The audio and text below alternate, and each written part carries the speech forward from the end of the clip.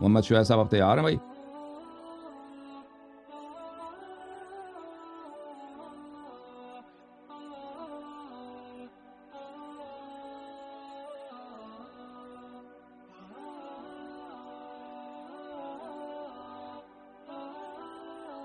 السلام علیکم جناب، بات کریں بھائی؟ ان کی بھی کال جو ہے میرے خیال میں پلیز بات کریں بھائی. کون ہے میرے ساتھ کال؟ یہ سو رہا ہے بھائی.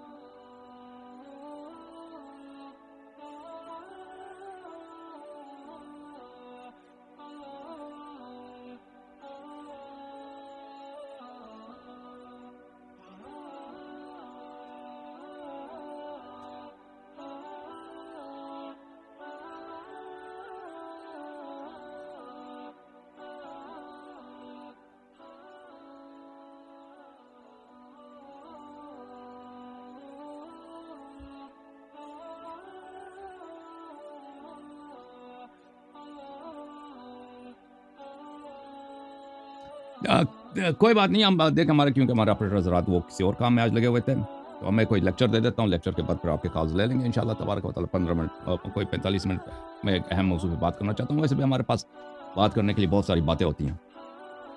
تو دیکھیں میرے محترم ناظرین، ایک مسئلہ یہ ہے کہ جماعت عمریہ اپنے آپ کو اہل سنت کہلاتے ہیں کہ ہم سنت کے پیروکار ہیں. یہ حقیقت سے بہت دور ہے، سنت سے ان کا کوئی واسطہ ہے ہی نہیں.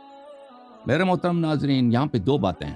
ایک بات یہ ہے کہ رسول اللہ صلی اللہ علیہ وآلہ وسلم سے جو احادیث ان لوگوں نے روایت کی ہیں بہت ہی غیر علمی طریقے سے اور غیر معتبر طریقے سے، یعنی یہ جس حدیث کو صحیح بھی کہتے ہیں، اگر آپ اس کو انصاف کے ساتھ دیکھیں کہ واقعاً جن معیار کے ساتھ جس حدیث کو یہ صحیح کہتے ہیں وہ واقعاً صحیح ہے، تو وہ صحیح نہیں ہے.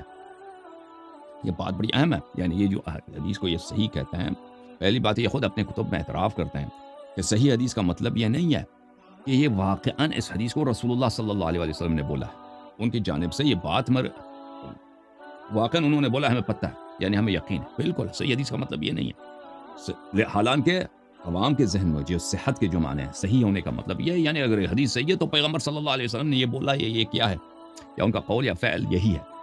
پہلی بات یہ ہے کہ صحیح کا مطلب یہ نہیں ہے، محدثین کے ہاں یہ نہیں ہے. اچھا، تو صحیح کا مطلب کیا ہے؟ صحیح کا مطلب یہ ہے کہ اس کے روات عدول ہوں اور وہ ثقات ہوں اور اس میں کوئی انقطاع نہ ہو. اب اور اس کے سند میں بعض دوسروں نے یہ بھی اضافہ کیا ہے، اس کے متن میں شذوذ نہ ہو. یہ تین باتیں، روات اس کے سب عدول ہوں، سند میں انقطاع نہ ہو اور اس کا متن میں شذوذ نہ ہو. ٹھیک ہے نا؟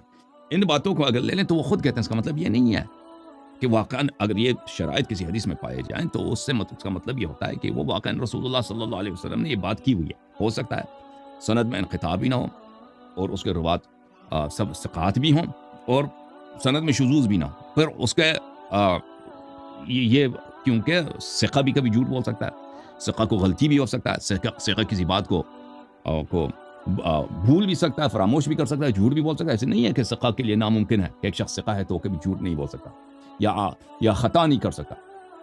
جب یہ باتیں ہم کو پتہ چل گئی میرے محترم بھائیوں، تو یہ ان کا عقیدہ یہ ہے کہ صحیح حدیث، جن حدیث میں یہ باتیں پائی جائیں نا کہ اس کے روات سب ثقات ہوں اور وہ یہ اس میں انقطاع نہ ہو اور اس کا متن میں شذوذ نہ ہو. وہ متن میں شذوذ اس لیے لگا دیا ان لوگوں نے کیونکہ ان کے پاس صحیح احادیث اس طرح اسی کیٹیگری کے ساتھ بہت ساری ہیں جن کے متن ان کے عقیدے کے خلاف ہے. تو اس کو نکالنے کے لیے تاکہ اس کو قبول نہ کریں ان احادیث کو، تو اس کے لیے انہوں نے اپنے لیے ایک راستہ بنا دیا۔ عرض یہ ہے کہ اگر احادیث اس طرح ان کے پاس ہوں، ان شرائط کے ساتھ ہوں، تو اب یہ کہ یہ توثیق کس طریقے سے حاصل کیا جاتا ہے؟ یہ توثیق کوئی ایسی چیز تو نہیں ہے کہ یہ شہادت بالحس ہو۔ یہ شہادت کیا ہے؟ یہ شہادت ہے بالحدث، یعنی اجتہاد ہے لوگوں کی، جنہوں نے کہ ایک راوی کو دیکھا ہے یا نہیں دیکھا ہے، وہ شہادت دیتے ہیں کہ یہ راوی ثقہ ہے۔ اور یہ کوئی ان کو کہ یہ ان کے علماء کی شہادتوں کو ماننا یہ کوئی اسی کے لیے ضروری ہوتا ہے؟ اس کے لیے بھی کوئی ان کے پاس کوئی دلیل نہیں ہے۔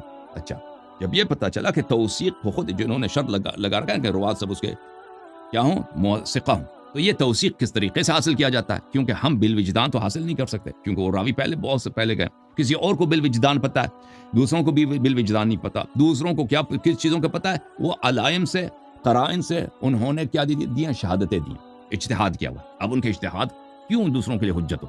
اس کی بھی ان کے پاس کوئی دلیل نہیں ہے، ٹھیک ہے نا؟ اور پھر ہمارے پاس جو اتنے زیادہ دلائل ہے کہ ان کی جو شہادتیں ہیں کہ فلان عالم ثقہ ہے یا ثقہ نہیں ہے، اس کی یا فلان راوی ثقہ ہے یا نہیں ہے، یہ بہت ساری ان کی جو شہادتیں ہیں، یہ ہوائی نفس کی وجہ سے، تعصب کی وجہ سے جرح کرتے ہیں، کیونکہ ایک آدمی پسند نہیں، توثیق کرتے ہیں کیونکہ اس آدمی وہ اس کے اپنے طائفے کا یا اپنے قبیلے کا یا اپنے عقیدے کا، تو اس لیے توثیقات بھی جو ہیں اس طرح قابل اعتماد نہیں۔ پھر عزیزو، یہ جن حدیث میں یہ باتیں پائی جائیں، دیکھیں اہم بات یہ ہے